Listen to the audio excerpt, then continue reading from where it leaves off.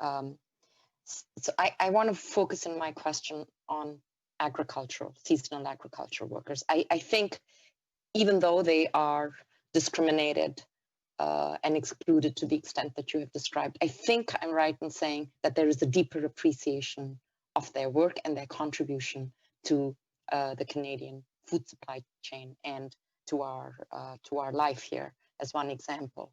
And yet I also understand completely what you're saying about the individual discriminations that they may face, as well as the baked-in systemic discriminations.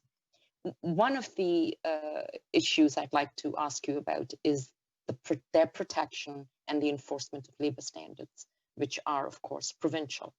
What do you think is an appropriate role for the federal government in light of this crisis to create some solutions in the short term and the long term to the lack of labor protections that are found on a variety of workplaces? And I, as a Canadian, I would hope that there are some agricultural employers who treat their employees as decent human beings. I'm pretty convinced there must be, but our concern is for the ones that you have described. What role do you think the federal government should take in protecting their labor rights?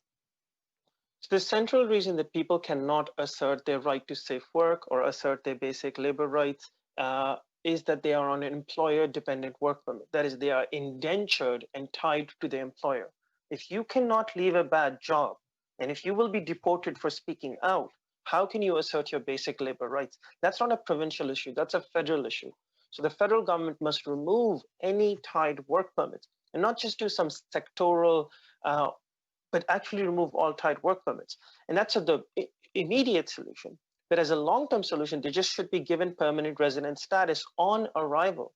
Migrant farm workers have been coming to this country for 53 years. We have members who've been coming here for 8 months of the year for 27 years. So that's the primary issue, and I think that's the federal resolution. The other thing I want to say is, yes, there are some good employers who do bad things. There are bad employers who do good things. This isn't about individual employers. It's about a structure that denies people the ability to assert their labor rights because of laws made by the federal government.